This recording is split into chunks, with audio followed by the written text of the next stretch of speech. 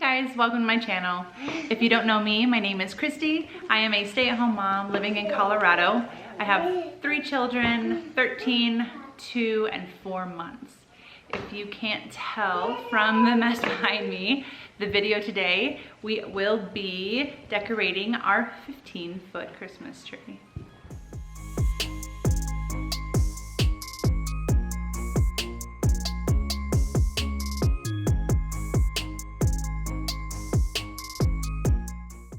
So with this tree, I have a love-hate relationship.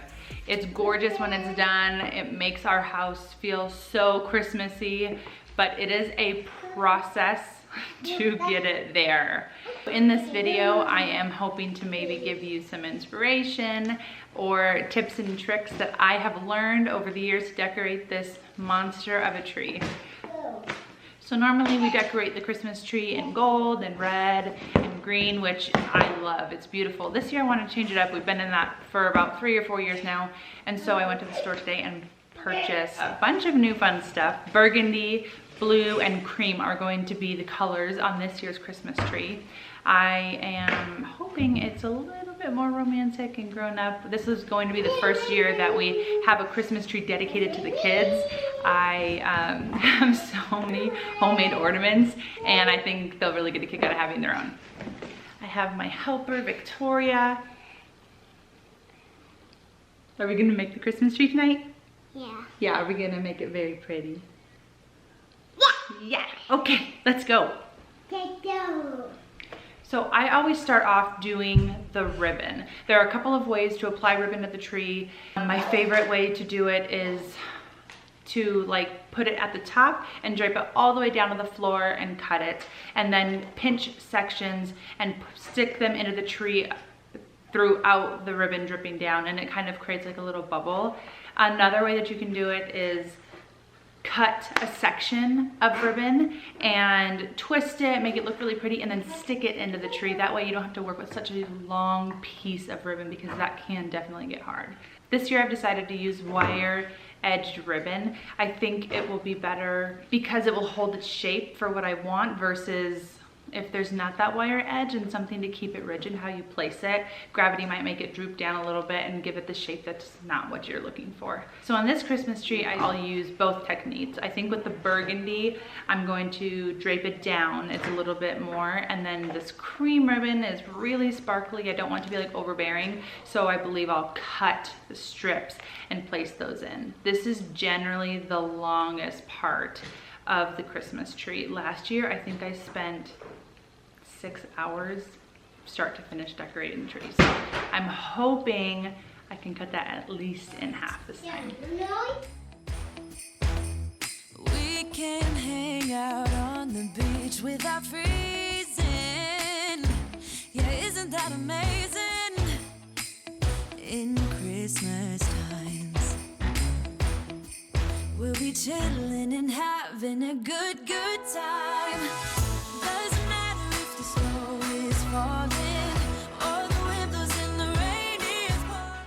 So something that I didn't say is when you are putting the ribbon into the top of the tree, you want to be sure that whichever way you bend it, I don't know if you can see this, that it makes this bubble outward. It's much more attractive coming down the tree versus if it was indented like this. It makes the bubbles more natural when it's bubbled the outside way. I want to be sure when you cut the ribbon at the bottom, you have it be a little bit longer than the bottom of the last branch.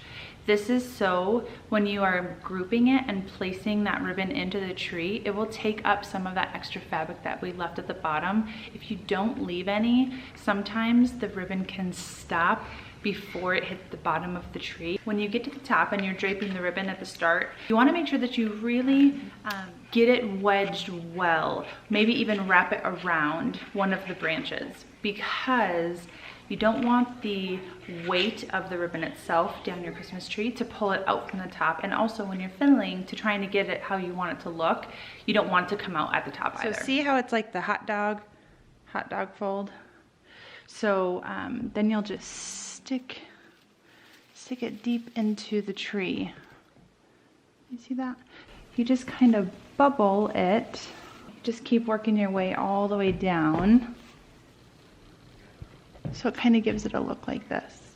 You can fiddle with this until you get the look that you like, but when you get all of the ribbon on and it looks like this, you can see that it kind of takes up a huge portion of all the branches. And so when you only have the ribbon, it can look a little awkward, but once your ornaments go on, I promise it changes the look. Ocean. Let's go to the ocean. Yeah, let's go outside. We can hang out on the beach without freezing. Yeah, isn't that amazing? In Christmas times, we'll be chilling and having a good time. Doesn't matter if the snow is falling. One of my favorite tips in decorating a Christmas tree is to add in extras in addition to your regular traditional ornaments. These are all things I picked up at Hobby Lobby. They sell them at Joann Fabrics, Michael's. I bet you could even pick them up at TJ Maxx. They're called picks, and it doesn't look like much when you just see one by itself, but I promise if you pick some up and you put them on your tree, they create such depth and ambiance to your Christmas tree.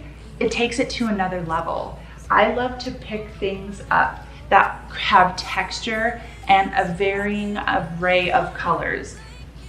I also like to pick things that are not traditionally Christmas, like lamb's ear. When I picked it up last year, I told my husband we were going to put it in the Christmas tree, and he thought I was crazy. When you put something that's not normally Christmas in with a bunch of Christmas decoration, it instantly becomes Christmas.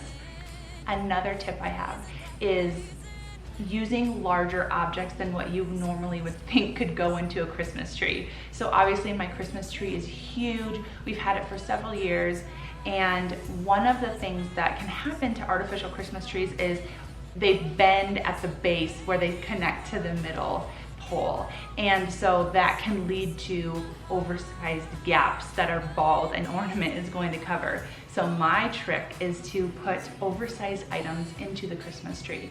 This present, I have a couple of them. I'll stick them sporadically through where some of our larger bald spots are. You can use pine cones, lanterns, really anything. As soon as you put something that's not normally Christmas into Christmas decoration, it blends in and you can't tell. Now, if you're trying to do a sand shovel, I'd like to see a picture of that. I picked up this bouquet just today, actually. It was in the fall section, so 80% off, hey-o, and it doesn't look like Christmas, but when I put it into a location on my tree that really can't be covered by something smaller, it's going to blend in. And I'm just really a huge believer in anything can become Christmas. I don't know why, but our treetop does not hold anything. It's so flimsy. They should have made that inside pole go all the way to the top, but Santa's out, stars out, angels, they cannot be held up there. So I have had to learn how to be creative. One thing that I'm going to try this year is I purchased these long stems out of the floral department, and they're like snow-covered pine. I'm hoping that I can drape those down the sides of the tree and put some of these picks in the top of it, kind of looking like a crown.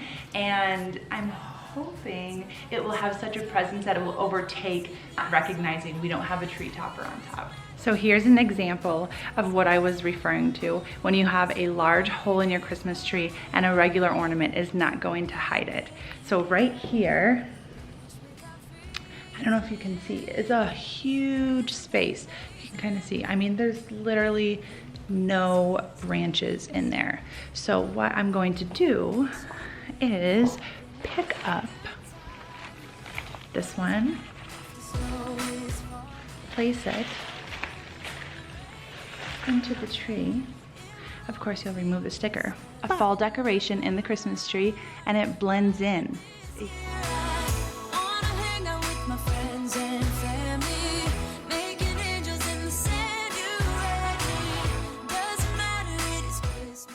These glitter twigs are awesome, but be sure when you open them and are separating, you have them over a contained area because glitter will get everywhere. Hold up, I am on my way, I'm in motion. The fun part is placing these picks. There's no right or wrong location. It's your chance to be creative and make the Christmas tree your own. Out on the beach without freezing. This is my halfway done happy dance. In Christmas times, we'll be chilling and having a good time. Doesn't matter if the snow is falling or the wind blows and the rain is pouring. It will always be Christmas in my heart. But this year, Put it underneath. Here, let's find one. What about right here? doesn't matter, it is Christmas. Yay! Good job! What? Look at you! Okay, here's another one. No, he wouldn't miss it. All the windows and the rain is pouring. It will always be Christmas in my heart. But this year I wanna hang out with my friends and family, making angels in the sanctuary. Doesn't matter, it is Christmas in my heart. Here we go. All right. Dance, dance, now this Christmas, we're gonna dance. We're gonna dance, dance, dance, come on. Dance. We're gonna dance, dance, have a good time. Dance, dance, all night long. We're gonna dance, dance, and have a good time. I think Santa's gonna come and join us in this song. I've got the fire going. The Christmas tree is fully decorated. Everything is picked up, wiped up, glitter's gone, kids are in bed, and I am ready to relax. That is a journey from start to finish, putting that tree together. It's gorgeous. I'm glad we did it, but I am so happy it's over. If you like this video, please give us a thumbs up, subscribe, and I'll see you next time.